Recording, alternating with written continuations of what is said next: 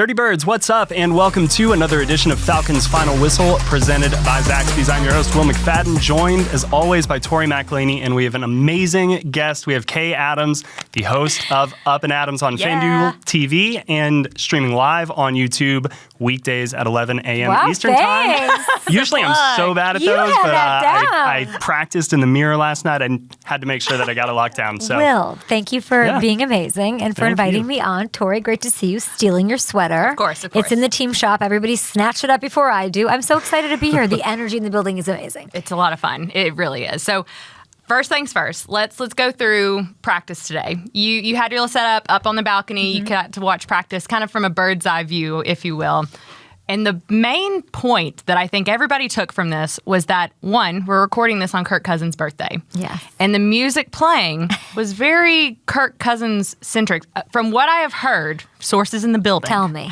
#sources, that this was like what he picked out. This is what he wanted. I needed to talk to no one to know that information. Right, exactly. I was sitting there and just watching, and I go, wow, that is like Green Day after Fall Out Boy, after Jimmy Eat World, after The Killers. Like, this is Kirk Cousins' birthday playlist. Either that or they made a playlist or turned on the Pandora station for 2000s. Right, yeah. Just to let him rock out. And I thought that was so cute and amazing. And it was song after song, banger after banger. Oh. And it took me back to just, college bartending. It was amazing. And I think all of the media really appreciated it today. We were vibing out there. Yeah, it was providing an education to these young players as well. Yeah, we were keeping the vibes high. Yeah, it is. It's his 36th birthday. I'm sure he's happy to, be celebrated. We brought him some cupcakes from Up and Adams, and I think Coach said he'd give him a hearty birthday, a happy B-day, and I said, yeah, I don't think you have to get him anything. I think you and Terry did your thing and got him enough toys for his birthday. You did enough. Oh, absolutely. Yeah, they got him 2 gifts over the weekend. Yes. What do you think about the Matthew Judon and Justin Simmons signings? I was with the Patriots. I kicked off my 20-team Up and Adams training camp tour up there. Wow. And I asked every person, whether it was their quarterback, Jacoby Brissett, their head coach, Gerard Mayo, I said, can this be a top 5 defense, which it could be with Judon there? Can it be a top 10 defense if you don't have him? And across the board, it was, he's that important. We want him out here. Business is business. I thought that it's going to be a huge lift energy-wise, not that you need it because you have Raw running around, but just, he brings a spark. And I think a bit of, maybe more than anything, confidence that they can win a Super Bowl here. I know that sounds a little wild, but Matthew's not coming down here if that's not the case. He's not agreeing to the trade. He's not, without a new deal in place. He's not saying, let me just ride this out. Like, none of that stuff's even in his head if he doesn't think at Chops or whatever. That wasn't him, that was Simmons. But in the process, thinking I can win here, this is where I want to be. I think that's huge. I think it's huge for younger players to see that. I could see it in a 10-year veteran Grady Jarrett's eyes today. I have a guy who means business, and Bijan thought that the most impressive thing was that he finishes.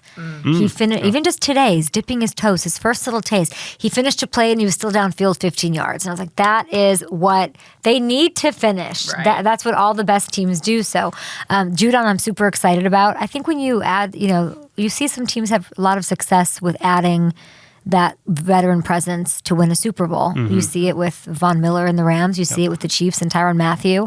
It matters. It matters there's that little, and it's always that guy that makes a play when he needs to. And hopefully that's Judon. Simmons, of course, turnover machine. Loved him. Had a lot of suitors. Another thing of confidence in the building of he could have gone other places. Yes. He wants to be here. Yeah. We went to Chops and we did our 1-2 charisma punch of Terry and Raw, and it worked. And I think that goes a long way. I do. Yeah. So you had the chance to sit down with Bijan Robinson, Grady Jarrett, Raheem Morris for your show this morning. When you look back at those conversations, what do you take from those conversations and understanding maybe even what Raheem Morris has infused into this building? It's energy. It is the entire Raw experience is energy. I knew, you can't, he's a very special person. I can't bring up his name to anyone in the NFL family without them lighting up. It's just true. Right. He's different. I asked him if he likes being the most well-liked coach. What's it like being the most well-liked coach in the NFL? And he said, I want to be the most winning coach in the NFL. And I was like, run me through a wall. Let's do brick this. Wall us. Yeah. It's what you need. I think he's got a lot of confidence. I'm excited. I'm very curious to see how the play calling goes on defense. Yeah. It's got to be him. I can't see it not being him. Really? You think so? 100%. I think I'll have an influence on it. And that's why the Justin Simmons acquisition is so interesting to me, because if you kind of look at what they've been doing in Los Angeles and really I think where the kind of individuality of this defense can be the flexibility that they have on that back end. So I really think that when you talk about a guy like Raheem Morris and Jimmy Lake and Jerry Gray and like the amount of experience in the secondary coaching staff, like they are going to have every single trick up their sleeve that they can pull. And now they've got guys out there that I think are much more capable of executing it. Sure, but one person's calling the plays, and it's always fascinating. And I think it's a worse thing to take it away from somebody if you start with Coach Lake and then Raw comes in and takes it later in the season. I would hate that. Yeah. So it'll be interesting to see what decision they come to. There's a huge selflessness on this team, which I can see. It's what you're saying. And I think it comes from something that I'm hearing all the players stress, and it's clear communication. It's hard to have a team full of superstars. It is. It is hard to keep everyone happy. Yep. It takes special people like Bijan. But it also takes clear communication from coach. Yeah. This is what the deal is. We're running the ball a ton, Kirk. We're going to use, their whole offense is going to run through Robinson. All of that. It takes clear communication, to run a defense selflessly. And I think that he's up to that task. That's another thing that I really enjoyed about our conversation. Yeah. Something he talks about all the time is role clarity. It comes up every single day with Raheem Morris. And something that I'm really interested when you're talking about roles and you're switching over and talking about the offense a little bit, the infusion of Kirk Cousins into this offense immediately changes the expectation that you have for overall play, overall production. So the question that we have for you, when you're looking at the big three, which is Kyle Pitts, Bijan Robinson, Drake London, who of those three do you think stands to gain the most by having Kirk Cousins in the pocket? Out of who? Out of Pitts, who and who? Pitts, Bijan, and Drake. Bijan, 100%. I think it's his best friend. You've got a 36-year-old quarterback coming off an Achilles injury. I'd say the same thing about Breece Hall and Aaron Rodgers. Yeah. Your offensive line's looking good. Bijan told me that himself. He's really happy with it. He volunteered that information. Did not. It was not sources. Bijan said it. Yeah. He told me that. And this is somebody who wants the work. I asked him, "Do you want 350 touches?" Yes.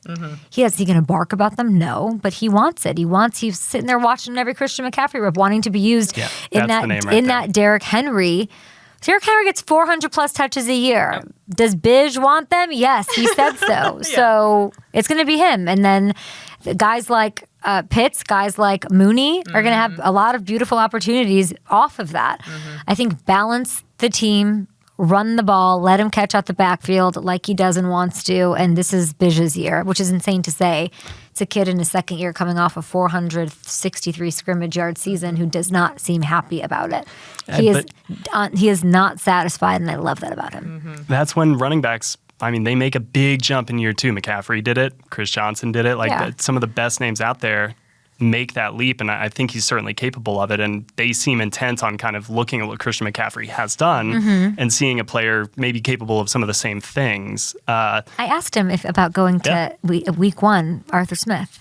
What's that going to be like? You get 35 touches. You're gonna go. He goes, "I'm going to go give him a big hug. Watch my show. It's an interesting bite." He says, "I'm going to give him a big hug, and then I'm going to keep it moving." I think at times last year, he wanted the ball more, which is fair.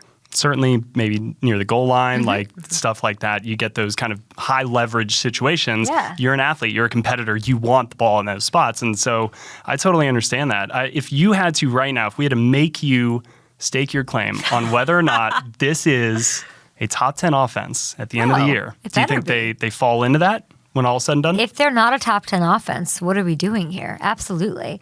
I don't know Zach Robinson well. I trust Bijan when he's sitting there telling me he's a total mastermind. I have confidence he's going to give me the ball.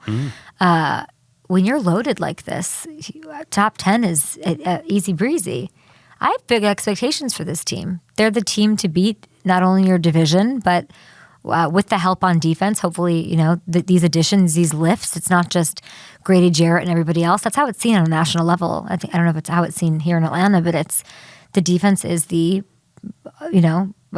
proverbial punching bag. It's the story of they'll never figure it out. They'll never have a tough defense. Well, now you have Raheem Morris, and now you have bona fide names, like really, really illustrious, pedigreed names. So I expect a lot from this team too, on offense and defense. Sure, top 10, yes, I'll put. If this isn't a top 10 offense, I think it's a bit of a miss. Today's episode of Falcons Final Whistle is brought to you by Zaxby's. And after a long game, when I'm tired and I need to refuel, I turn to Zaxby's. Their marinated, hand-breaded, fried to perfection chicken fingers, they hit the spot every time. Get yours with seasoned crinkle fries, a nice drink, and whichever of their 12 signature sauces you're feeling at the moment. But it always hits just right. So next time you need to refuel, go get yourself some Zaxby's. You make such a good point, too, about the infusion of star power. That's something Will and I spoke a lot about as soon as you got the news that Matthew Judon and Justin Simmons were coming to Atlanta, was that from a national perspective, the way you look at this defense changes immediately with the inclusion of these guys. And you're talking about having high expectations for this team. And you brought up a good point. A big talking point of Raheem Morris in his very first team meeting was talking about this idea of outrunning the South. Outrun the South. Be the top dog in the NFC South.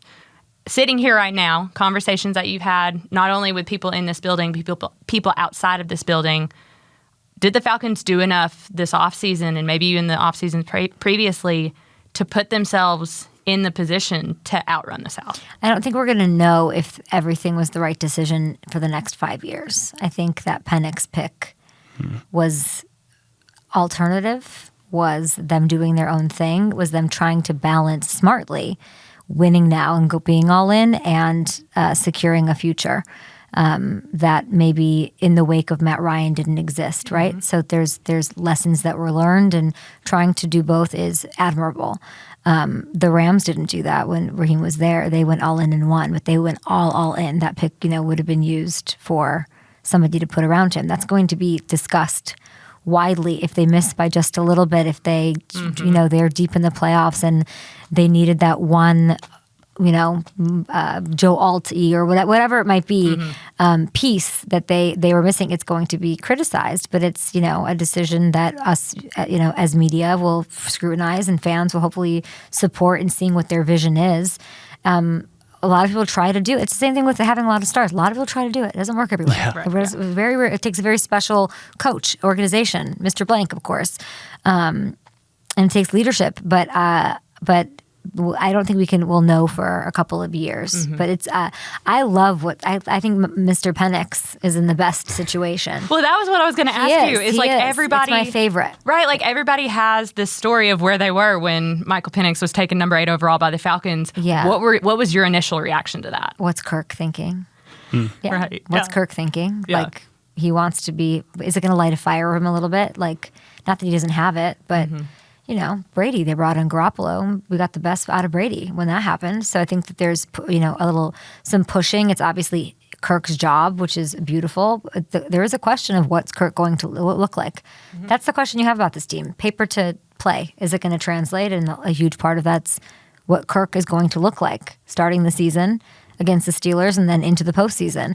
But Penix, man, there's nothing more you want than that. You want Jordan Love sitting back behind Rodgers. You want Mahomes to sit down and have a little breathing room to develop behind Alex Smith.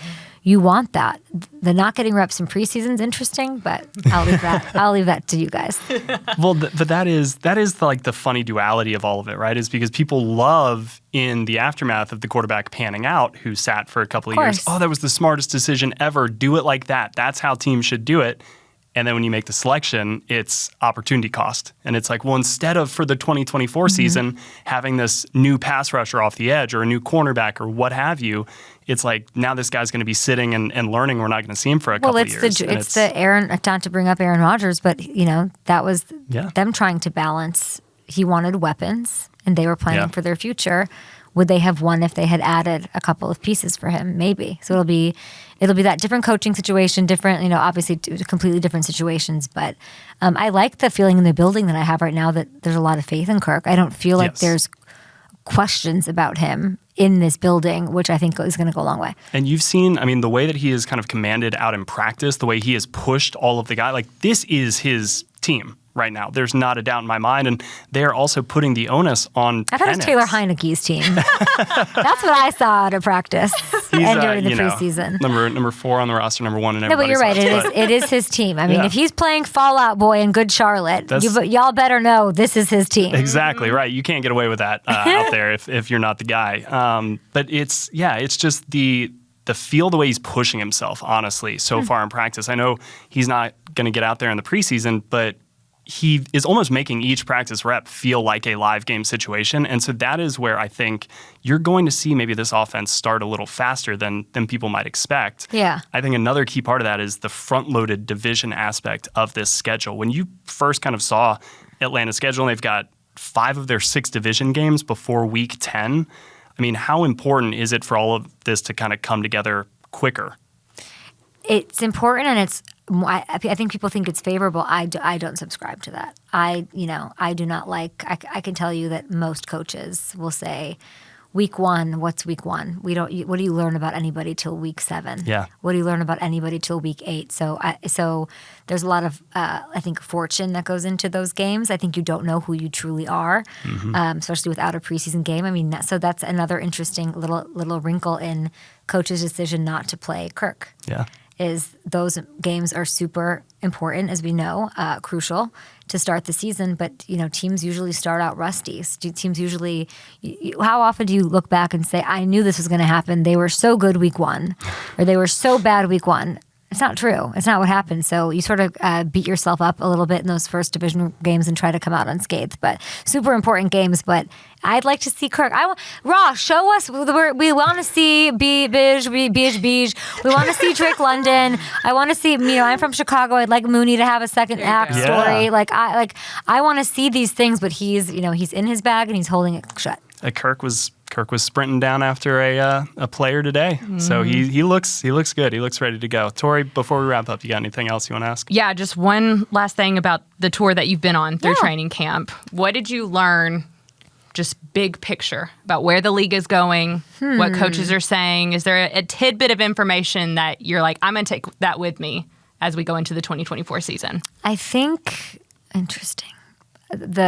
The ideas about preseason are all over the place. Right. And I'm so over them. Like, if I would do this next year again, I'm not asking about snap counts. I'm not asking. It only traps coaches. Of course. It's not a good vibe. Everyone's going to make different decisions. So I think, coaches having different philosophies on that, super fascinating. I've talked to them about that. I think what I noticed about the players is they're young and they want to feel like they belong. And that sounds really trite and obvious, but there's players who, when you take care of them, Tua down in Miami just is a different player. Judon here, feeling wanted. You'll see a different side of him. Just the idea of, like, more than ever wanting to feel like you belong somewhere is important. And I think it's really fun to watch these 36-year-old quarterbacks like Kirk relate to the younger generation. I think Gen Z is very much, they want to buy. They want you to sell them something, and they want to decide whether or not they subscribe. And it's fun watching the OG coaches like Tomlin and Sean Payton sort of have to relate and get these guys to buy in. And I think the idea of being a player-friendly coach, like you have here, whether or not that's a good or bad thing, is something that's also really interesting. Yeah, such a good point. That's fascinating, and I'm just trying to juxtapose that with the transfer portal and a lot of people thinking. I think that the younger players have more of a me first mindset, but I think you're totally right. I think when you give them a home and you give them something to buy into, they people can all come together and galvanize and really pull in the same direction. So that's a really cool insight. Kay, thank you so much for joining us. Will, please, Tori. Tell everybody what you got going on. Yeah. We're headed to New Orleans. It's okay. You're saving the worst for last? Love Are you that. guys not worried about New Orleans at all? Wow. Here's the thing. Wow. I could go back and forth on it. It doesn't matter, and history will tell you this. It does not matter how good one team is versus the other. Every single time those two play, it's a toss-up. Yeah. Every single time. You can see in years past, the Saints been just absolute favorites. Falcons go down there and break some hearts. Same exact thing happens 2 years later when things are That's reversed. what makes it so fun. That's what makes it a good rivalry. So we're headed there. Were there some questions about the quarterback spot too, and everything, the whole division? And then, that's it. Then we're wrapping it up. We're wrapping it up where the Super Bowl is, where maybe we'll see Atlanta. Fingers crossed. Over February.